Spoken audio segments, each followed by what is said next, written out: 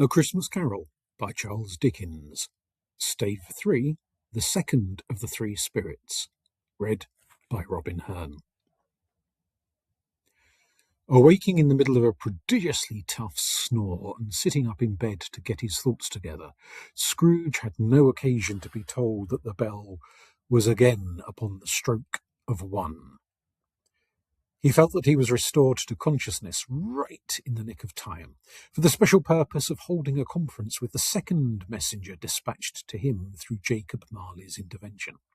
But, finding that he turned uncomfortably cold when he began to wonder which of the curtains this new spectre would draw back, he put them every one aside with his own hands, and, lying down again, established a sharp lookout all round the bed.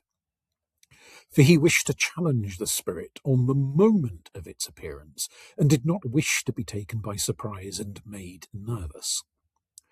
Gentlemen of the free and easy sort, who plume themselves on being acquainted with a move or two, and being usually equal to the time of day, express the wide range of their capacity for adventure by observing that they are good for anything from pitch and toss to manslaughter, between which opposite extremes, no doubt, there lies a tolerably wide and comprehensive range of subjects. Without venturing for Scrooge quite as hardly as this, I don't mind calling on you to believe that he was ready for a good broad field of strange appearances, and that nothing between a baby and a rhinoceros would have astonished him very much. Now, being prepared for almost anything, he was not by any means prepared for nothing. And consequently, when the bell struck 1 and no shape appeared, he was taken with a violent fit of trembling. 5 minutes, 10 minutes, a quarter of an hour went by, yet nothing came. All this time he lay upon the bed, the very core and centre of a blaze of ruddy light which streamed upon it when the clock proclaimed the hour, and which, being only light, was more alarming than a dozen ghosts, as he was powerless to make out what it meant or would be at, and was sometimes apprehensive that he might be at that very moment an interesting case of spontaneous combustion, without having the consolation of knowing it. At last, however, he began to think, as you or I would have thought at first, for it is always the person not in the predicament who knows what ought to have been done in it, and would unquestionably have done it too. At last, I say, he began to think that the source and secret of this ghostly light might be in the adjoining room, from whence, on further tracing it, it seemed to shine. This idea taking full possession of his mind, he got up softly and shuffled in his slippers to the door. The moment Scrooge's hand was on the lock, a strange voice called him by his name and bade him enter. He obeyed. It was his own room. There was no doubt about that, but it had undergone a surprising transformation. The walls and ceilings were so hung with living green that it looked a perfect grove, from every part of which bright gleaming berries glistened. The crisp leaves of holly, mistletoe, and ivy reflected back the light, as if so many little mirrors had been scattered there. And such a mighty blaze went roaring up the chimney as that dull petrifaction of a hearth had never known in Scrooge's time, or Marley's, or for many and many a winter season gone. Heaped up upon the floor to form a kind of throne were turkeys, geese, game, poultry, brawn, great joints of meat, sucking pigs, long wreaths of sausages, mince pies, plum puddings, barrels of oysters, red-hot chestnuts, cherry-cheeked apples, juicy oranges, luscious pears, immense 12th cakes, and seething bowls of punch that made the chamber dim with their delicious steam. In easy state upon this couch there sat a jolly giant, glorious to see, who bore a glowing torch in shape not unlike Plenty's horn, and held it up high up to shed its light on Scrooge, as he came peeping round the door. "Come exclaimed the ghost. "Come in and know me better, man."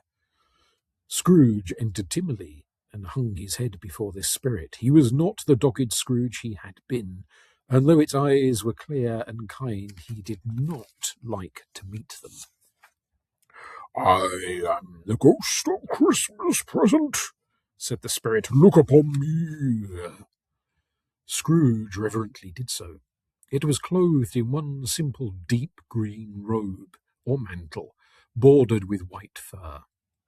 This garment hung so loosely on the figure that its capacious breast was bare, as if disdaining to be warded or concealed by any artifice. Its feet, observable beneath the ample folds of the garment, were also bare, and on its head it wore no other covering than a holly wreath sat here and there with shining icicles. Its dark brown curls were long and free as its genial face, its sparkling eye, its open hand, its cheery voice, its unconstrained demeanour, and its joyful air. Girded round its middle was an antique scabbard, but no sword was in it, and the ancient sheath was eaten up with rust. "You have never seen the like of me before," exclaimed the spirit. "Never," Scrooge made answer to it. "Have never walked forth with the younger members of my family, meaning, for I am very young, and my elder brothers born in these later years," pursued the phantom. I don't think I have," said Scrooge. "I'm afraid I have not. Have you had many brothers, a spirit?" "More than 1,800, said the ghost. A tremendous family to provide for," muttered Scrooge. The ghost of Christmas present rose. "Spirit," said Scrooge submissively, "conduct me where you will. I went forth last night on compulsion, and I learnt a lesson which is working now. Tonight, if you have aught to teach me, let me profit by it." "Touch my robe." Scrooge did as he was told and held it fast.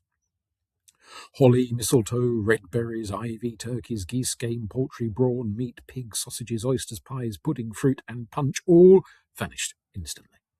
So did the room, the fire, the ruddy glow, the hour of night, and they stood in the city streets on Christmas morning, where, for the weather was severe, the people made a rough but brisk and not unpleasant kind of music in scraping the snow from the pavements in front of their dwellings, and from the tops of their houses, whence it was a mad delight to see the boys come plumping down in the road below and splitting into artificial little snowstorms.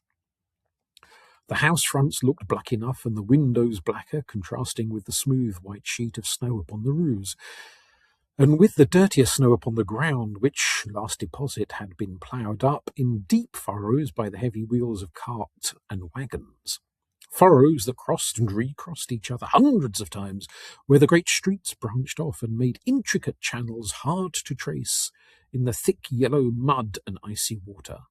The sky was gloomy, and the shortest streets were choked up with a dingy mist, half thawed, half frozen, whose heavier particles descended in a shower of sooty atoms, as if all the chimneys in Great Britain had, by one consent, caught fire and were blazing away to their dear hearts' content.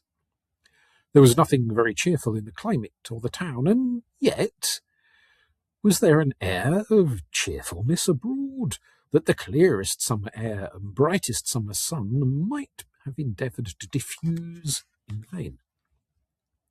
For the people who were shovelling away on the housetops were jovial and full of glee, calling out to one another from the parapets, and now and then exchanging a facetious snowball, better-natured missile far than many a wordy jest, laughing heartily if it went right, and not less heartily if it went wrong. The poulterers' shops were still half open, and the fruiterers were radiant in their glory. There were great round pot-bellied baskets of chestnuts, shaped like the waistcoats of jolly old gentlemen, lolling at the doors and tumbling out into the street in their apoplectic opulence. There were ruddy, brown-faced, broad-girthed Spanish onions, shining in the fatness of their growth like Spanish friars, and winking from their shelves in wanton slyness at the girls as they went by, and glanced demurely at the hung-up mistletoe. There were pears and apples clustered high in blooming pyramids. There were bunches of grapes made in the shopkeeper's benevolence to dangle from conspicuous hooks that people's mouths might water gratis as they passed. There were piles of filberts, mossy and brown, recalling in their fragrance ancient walks among the woods and pleasant shufflings ankle-deep through withered leaves.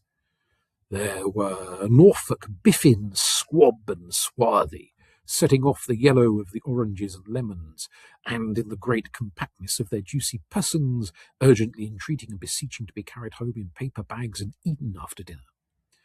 The very gold and silver fish set forth among these choice fruits in a bowl, though members of a dull and stagnant-blooded race, appeared to know that there was something going on, and to a fish went gasping round and round their little world in slow and passionless excitement.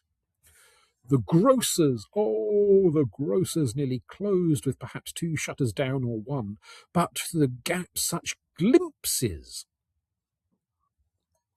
It was not alone that the scales descended on the counter made a merry sound, or that the twine and roller parted company so briskly, or that the canisters were rattling up and down like juggling tricks, or even that the blended scents of tea and coffee were so grateful to the nose, or even that the raisins were so plentiful and rare, the almonds so extremely white, the sticks of cinnamon so long and straight, the other spices so delicious, the candied fruits so caked and spotted with molten sugar as to make the coldest lookers-on feel faint and subsequently bilious. Nor was it that the figs were moist and pulpy, or that the French plums blushed in modest tartness from their highly decorated boxes, or that everything was good to eat and in its Christmas dress. But the customers were all so hurried and so eager in the hopeful promise of the day that they tumbled up against each other at the door, clashing their wicker baskets wildly, and left their purchases upon the counter, and came running back to fetch them, and committed hundreds of the like mistakes in the best possible humour. While the grocer and his people were so frank and fresh that the polished hearts with which they fastened their aprons behind them might have been their own, worn outside for general inspection and for Christmas doors to peck at if they chose. But soon the steeples called good people all to church and chapel, and away they came, flocking through the streets in their best clothes, and with their gayest faces, and at the same time there emerged from scores of by-streets, lanes, and nameless turnings innumerable people carrying their dinners to the baker's shop. The sight of these poor revellers appeared to interest the spirit very much, for he stood with Scrooge beside him in a baker's doorway, and taking off the covers as their bearers passed, sprinkled incense on their dinners from his torch. And it was a very uncommon kind of torch, for once or twice when there were angry words between some diner carriers who had just jostled with each other, he shed a few drops of water on them from it, and their good humour was restored directly. For they said it was a shame to quarrel upon Christmas Day, and so it was. God love it, so it was. In time the bells ceased and the bakers were shut up, and yet there was a genial shadowing forth of all these dinners and the progress of their cooking in the thawed blotch of wet above each baker's oven, where the pavement smoked as if its stones were cooking too. "Is there a peculiar flavour in what you sprinkle from your torch?" asked Scrooge. "There is, my own." "Would it apply to any kind of dinner on this day?" asked Scrooge. "To any given kindly. To a poor one most." "Why to a poor one most?" asked Scrooge. "Because it needs it most." "Spirit," said Scrooge after a moment's thought, I wonder you, of all the beings in the many worlds about us, should desire to cramp these people's opportunities of innocent enjoyment." "I," cried the spirit. You would deprive them of their means of dining every seventh day, often the only day on which they can be said to dine at all, said Scrooge. Wouldn't you? Oh, cried the spirit. You seek to close these places on the seventh day, said Scrooge, and it comes to the same thing. I seek, exclaimed the spirit. Forgive me if I am wrong. It has been done in your name, or at least in the name that of your family, said Scrooge. There are some upon this earth of yours, returned the spirit, who lay claim to know us, and who do their deeds of passion, pride, ill will, hatred, envy, bigotry, and selfishness in our name, who are as strange to us and all our kith and kin as if they had never lived. Remember that, and charge their doings on themselves, not us. Scrooge promised that he would, and they went on, invisible as they had been before, into the suburbs of the town.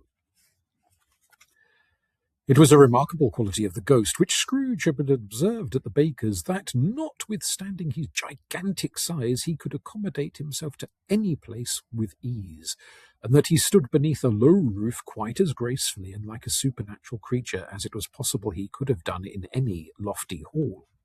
And perhaps it was the pleasure the good spirit had in showing off this power of his, or else it was his own kind, generous, hearty nature, and his sympathy with all poor men, that led him straight to Scrooge's clerk's.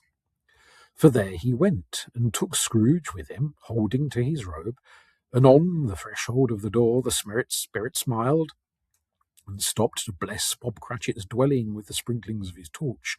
Think of that! Bob had but 15 bob a week himself.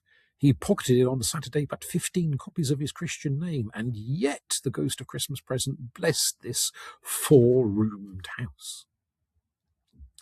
Then up rose Mrs. Cratchit, Cratchit's wife, dressed out but poorly in a twice-turned gown, but brave in ribbons, which are cheap and make a goodly show for sixpence, and she laid the cloth, assisted by Belinda Cratchit, second of her daughters, also brave in ribbons, while Master Peter Cratchit plunged a fork into the saucepan of potatoes, and getting the corners of his monstrous shirt collar, Bob's private property, conferred upon his son and heir in honour of the day, into his mouth, rejoiced to find himself so gallantly attired, and yearned to show his linen in the fashionable parks.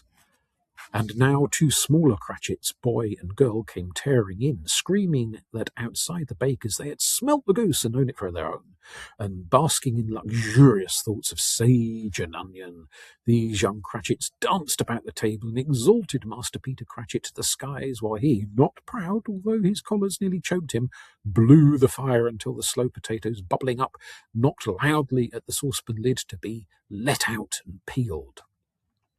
"Whatever has ever got into your precious father, then?" said Mrs. Cratchit, "and your brother Tiny Tim, and Martha weren't as late last Christmas Day by half an hour." "Here's Martha, mother!" cried the 2 young Cratchits. "Hurrah! There's such a goose, Martha!" "Why, bless your heart alive, my dear, how late you are," said Mrs. Cratchit, kissing her a dozen times and taking off her shawl and bonnet for her with a fisher's zeal. "We'd a deal of work to finish up last night," replied the girl, "and had to clear away this morning, mother." "Well, never mind so long as you are come," said Mrs. Cratchit. "Sit you down before the fire, my dear, and have a warm, Lord bless you." "No, no, there's father coming," cried the 2 young Cratchits, who were everywhere at once. "Hide, Martha, hide!" So Martha hid herself, and in came Bob, the father, with at least 3 feet of comforter, exclusive of the fringe, hanging down before him, and his threadbare clothes darned up and brushed to look seasonable, and Tiny Tim upon his shoulder. Alas for Tiny Tim, he bore a little crutch and had limbs supported by an iron frame. "Why, where's our Martha?" cried Bob Cratchit, looking round.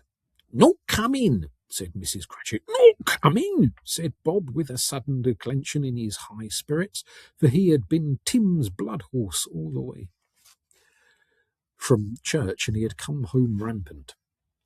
"Not coming upon Christmas Day."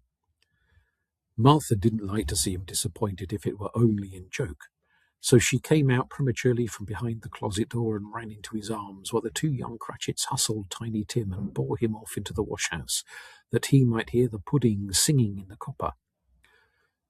"And how did little Tim behave?" asked Mrs. Cratchit, when she had rallied Bob on his credulity, and Bob had hugged his daughter to his heart's content. "As good as gold," said Bob, "and much better.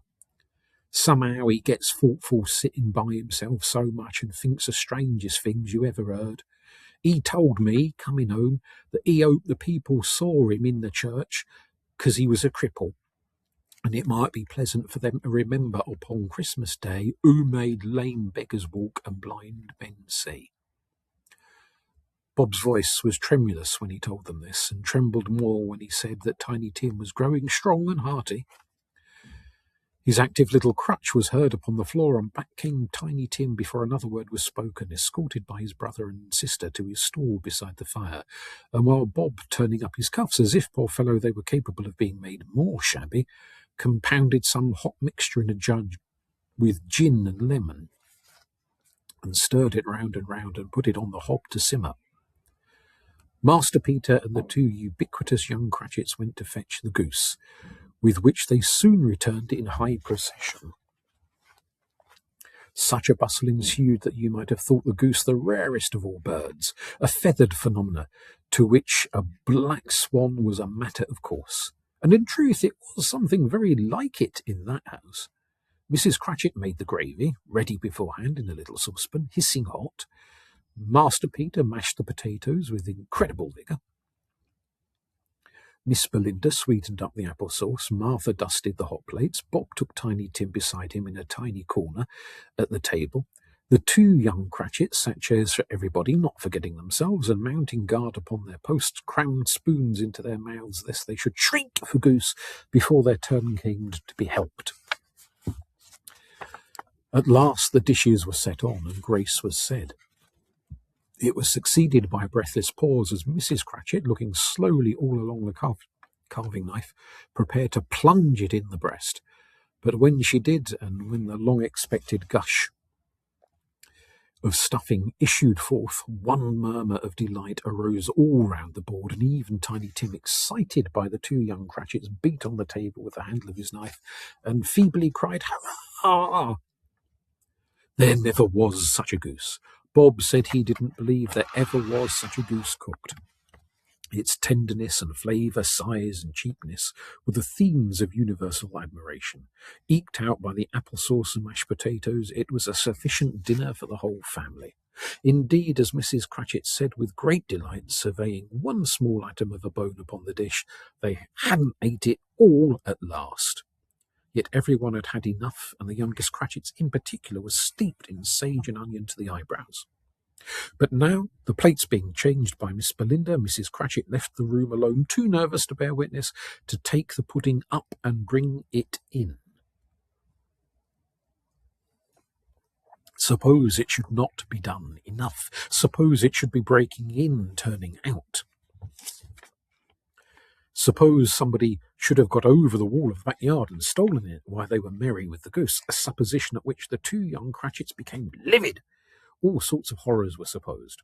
Hallo! A great deal of steam. The pudding was out of the copper. A smell like a washing day. That was the cloth. A smell like an eating house and a pastry cook's next door to each other, with the laundresses next door to that.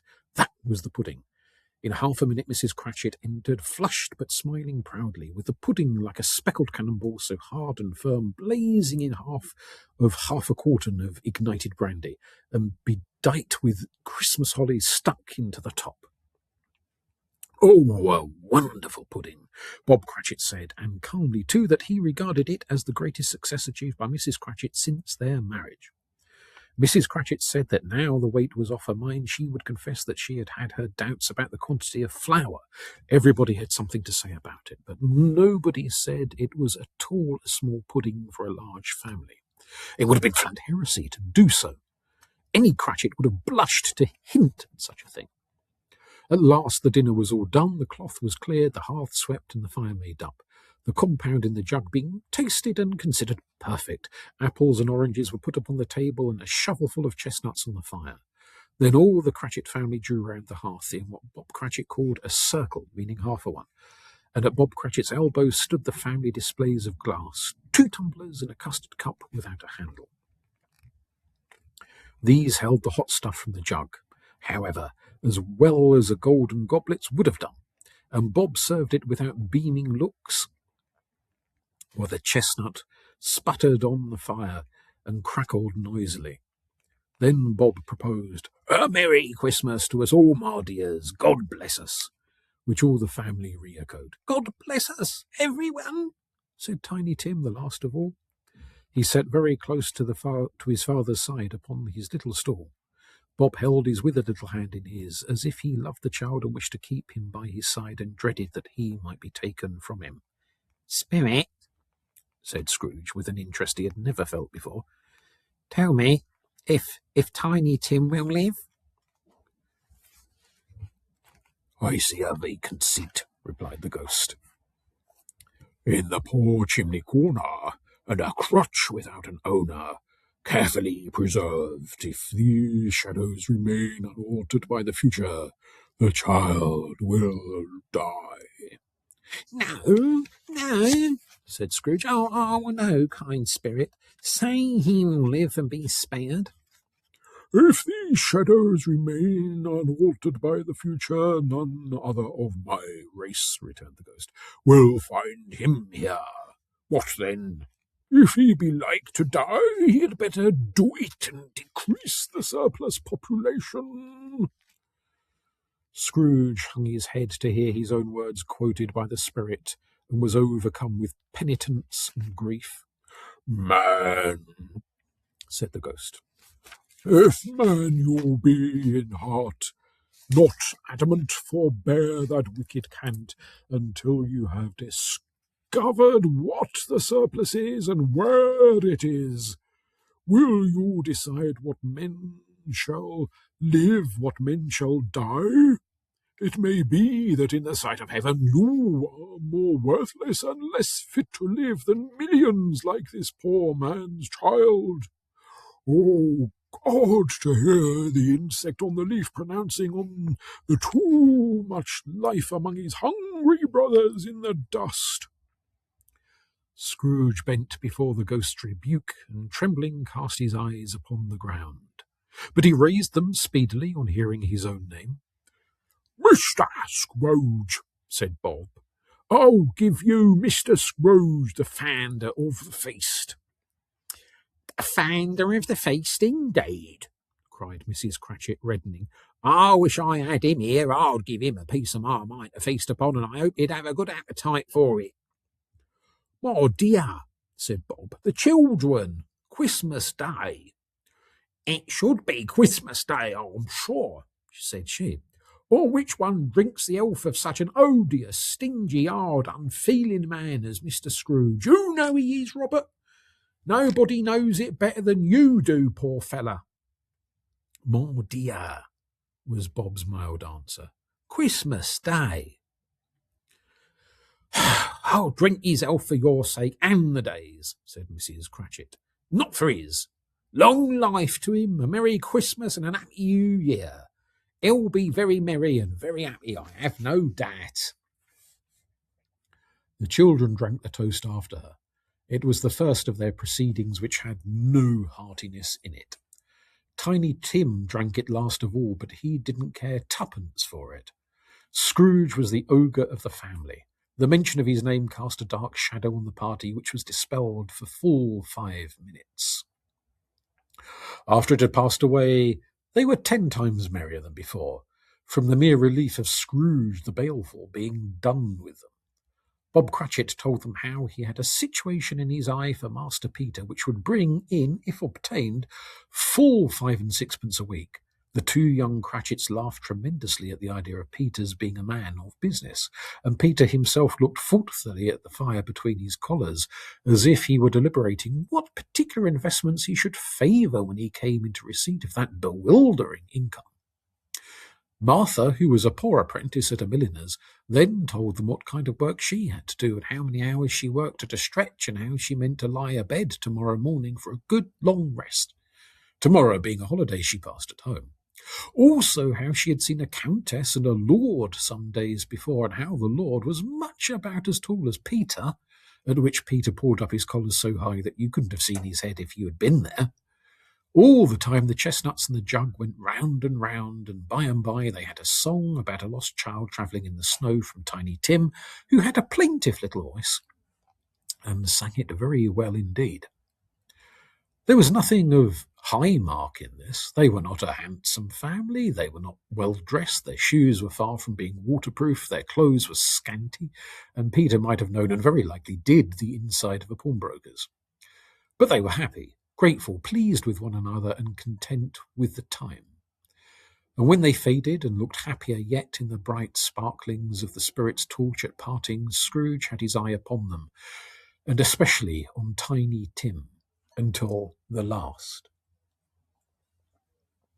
By this time it was getting dark, and snowing pretty heavily, and as Scrooge and the spirits went along the streets, the brightness of the roaring fires in kitchens, parlours, and all sorts of rooms was wonderful.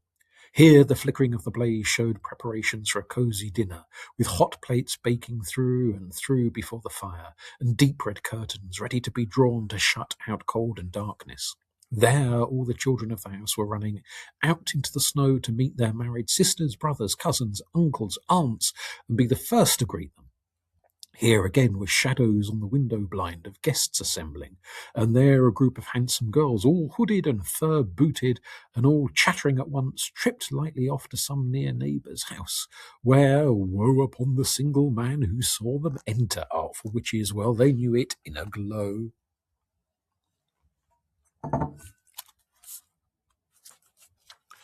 But if you had judged from the numbers of people on their way to friendly gatherings, you might have thought that no one was at home to give them welcome when they got there, instead of every house expecting company and piling up its fires half-chimney high.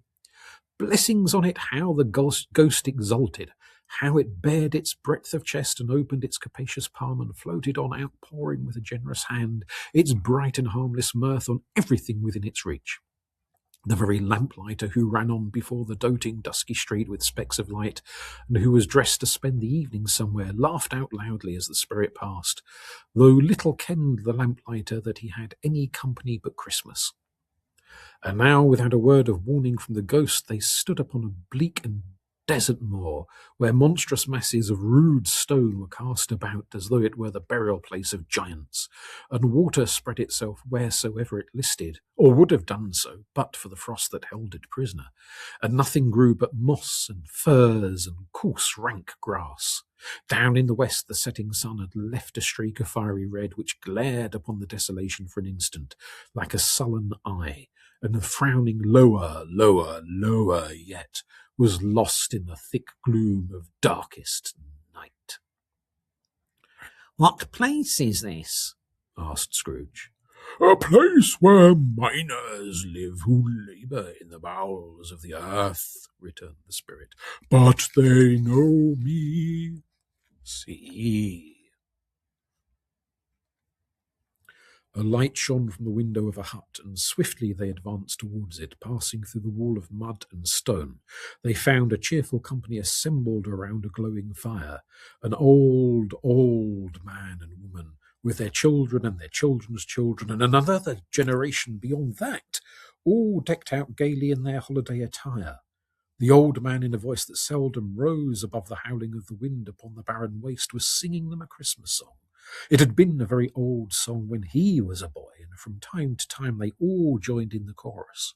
So surely as they raised their voices, the old man got quite blithe and loud, and so surely as they stopped, his vigour sank again. The spirit did not tarry here, but bade Scrooge hold to his robe, and passing on above the moor, sped whither? Not to sea, to sea.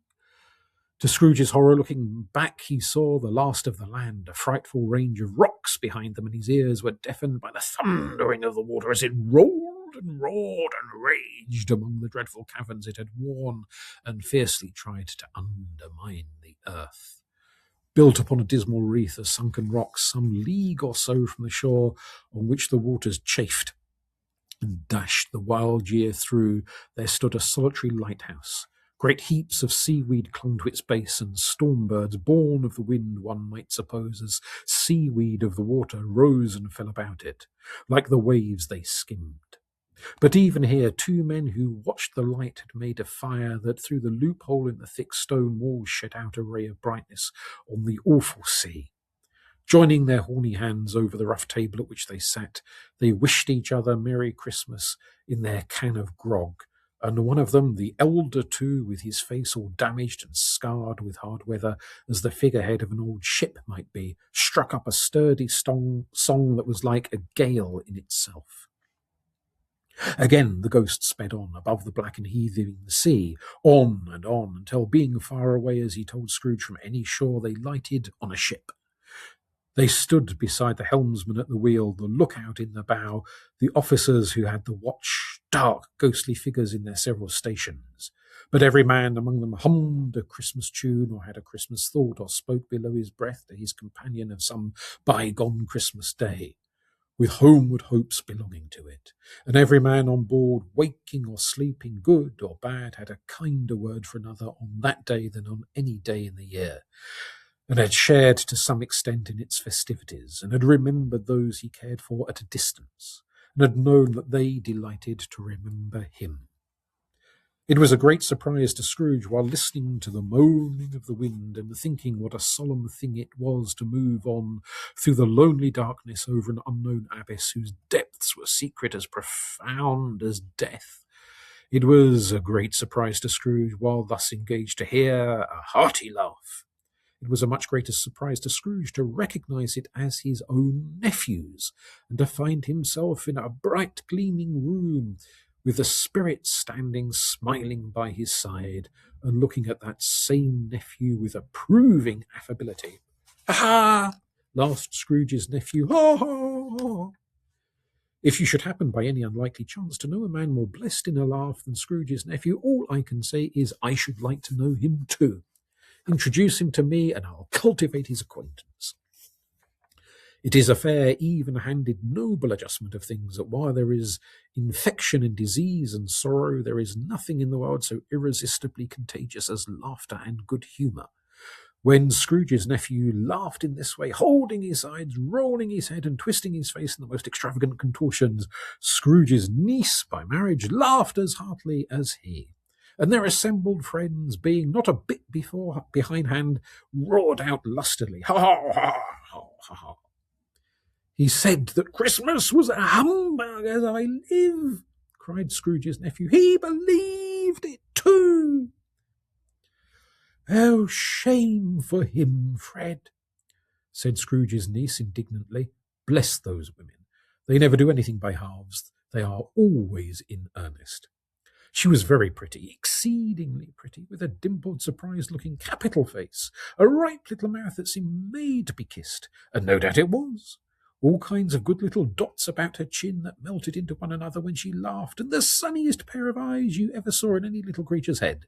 Altogether she was what you would have called provoking, but satisfactory too. Oh, perfectly satisfactory. "He's a comical fellow," said Scrooge's nephew. "That's the truth, and not so pleasant as he might be. However, his offences carry their own punishment, and I have nothing to say against him." "I'm sure he is very rich, Fred," hinted Scrooge's niece. "At least you always tell me so." "Well, what of that, my dear?" said Scrooge's nephew.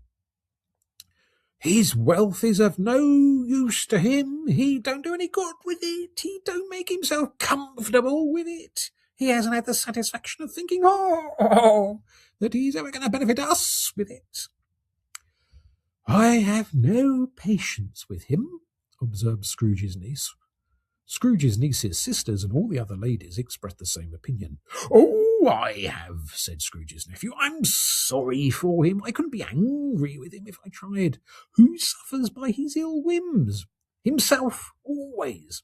Here, he takes it into his head to dislike us, and he won't come and dine with us. What's the consequence? He don't lose much of a dinner."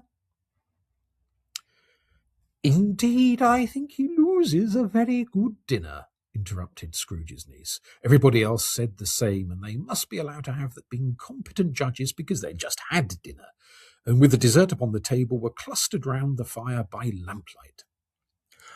"Well, I am very glad to hear it," said Scrooge's nephew, "because I haven't any great faith in these young housekeepers.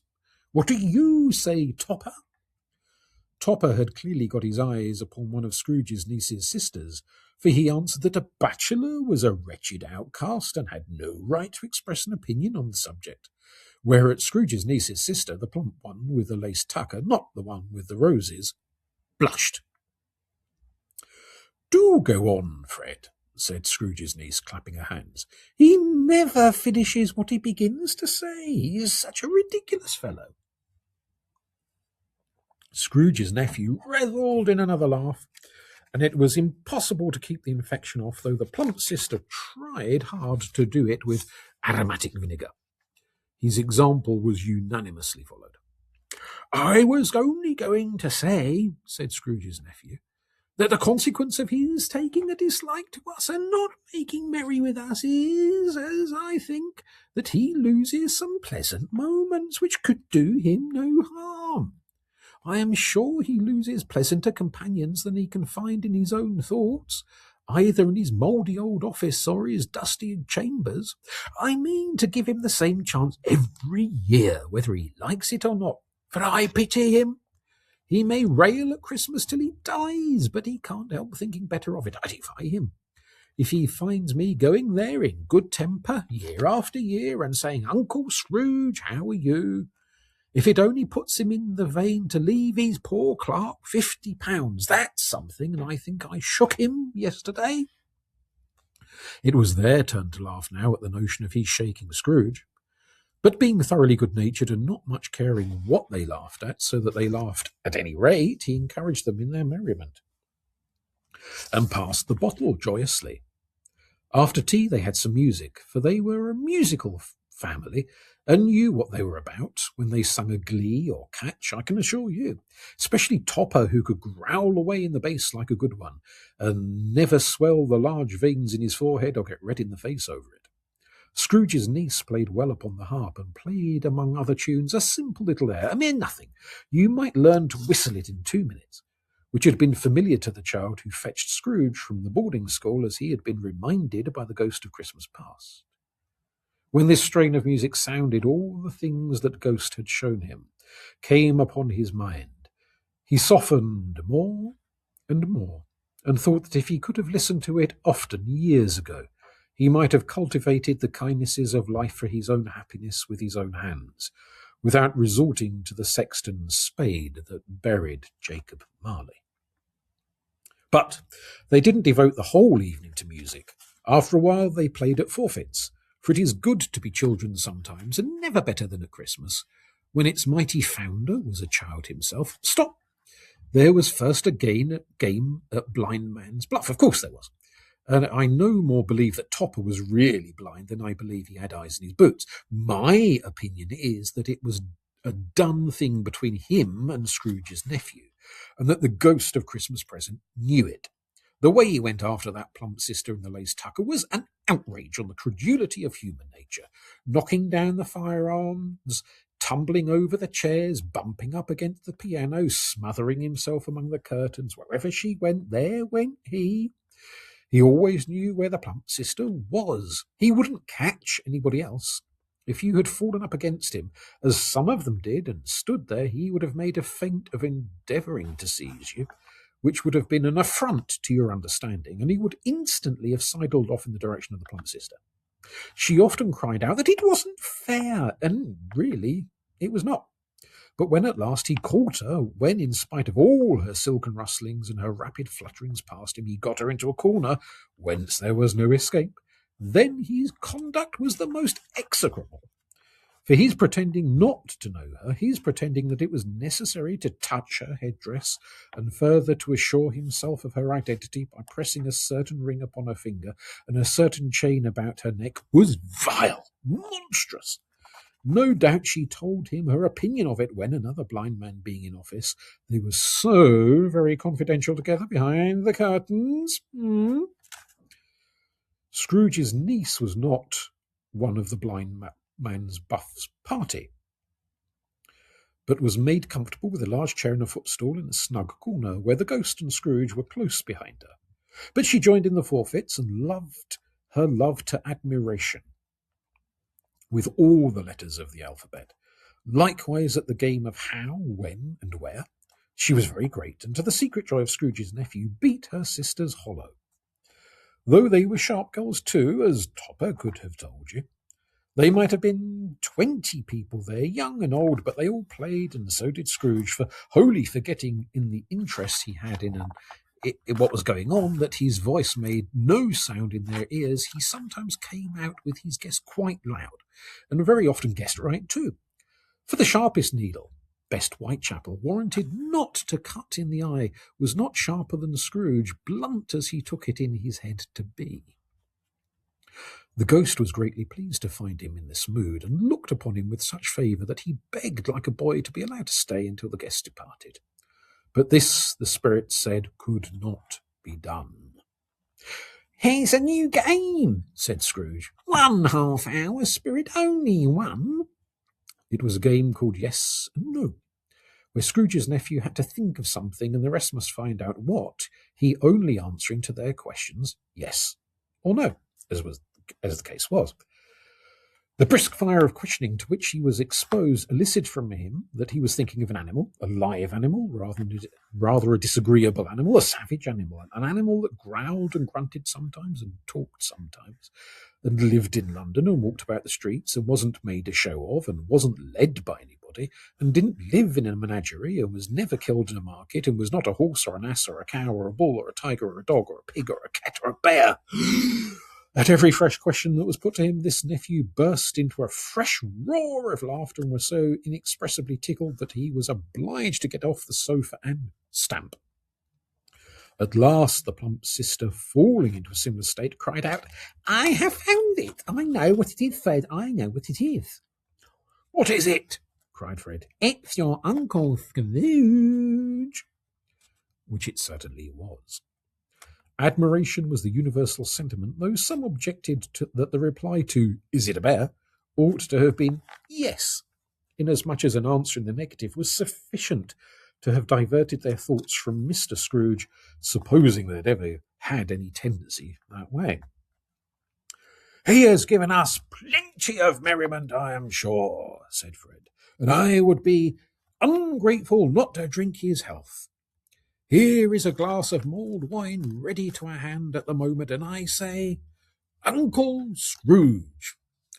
"Well, Uncle Scrooge," they cried.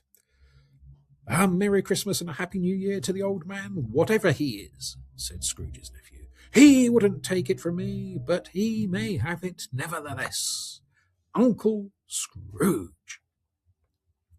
Uncle Scrooge had imperceptibly become so gay and light of heart that he would have pledged the unconscious company in return and thanked them in an inaudible speech if the ghost had given him time. But the whole scene passed off in the breath of the last word spoken by his nephew, and he and the spirit were again upon their travels. Much, they say, and far they went, and many homes they visited, but always with a happy end. The spirit stood beside sick beds, and they were cheerful. On foreign lands, and they were close at home. By struggling men, and they were patient in their greater hope. By poverty, and it was rich. In almshouse, hospital, and jail, in misery's every refuge, where vain man, in his little brief authority, had not made fast the door and barred the spirit out, he left his blessing, and taught Scrooge his precepts. It was a long night, if it were only a night, But Scrooge had his doubts of this, because the Christmas holidays appeared to be condensed into the space of time they passed together. It was strange, too, that while Scrooge remained unaltered in his outward form, the ghost grew older, clearly older. Scrooge had observed the change, but never spoke of it until they left a children's 12th night party, when, looking at the spirit as they stood together in an open place, he noticed that its hair was grey. "Are spirits' lives so short?" asked Scrooge. My life upon this globe is very brief, replied the ghost. It ends tonight. "Tonight?" cried Scrooge. Tonight at midnight. Hark, the time is drawing near. The chimes were ringing the 11:15 at that moment. "Forgive me if I am not justified in what I ask," said Scrooge, looking intently at the spirit's robe. "but I see something strange and not belonging to you yourself protruding from your skirts. Is it a foot or a claw?" It might be a claw for the flesh there is upon it, was the spirit's sorrowful reply. Look here. From the foldings of its robe it brought 2 children, wretched, abject, frightful, hideous, miserable. They knelt down at its feet and clung upon the outside of its garments.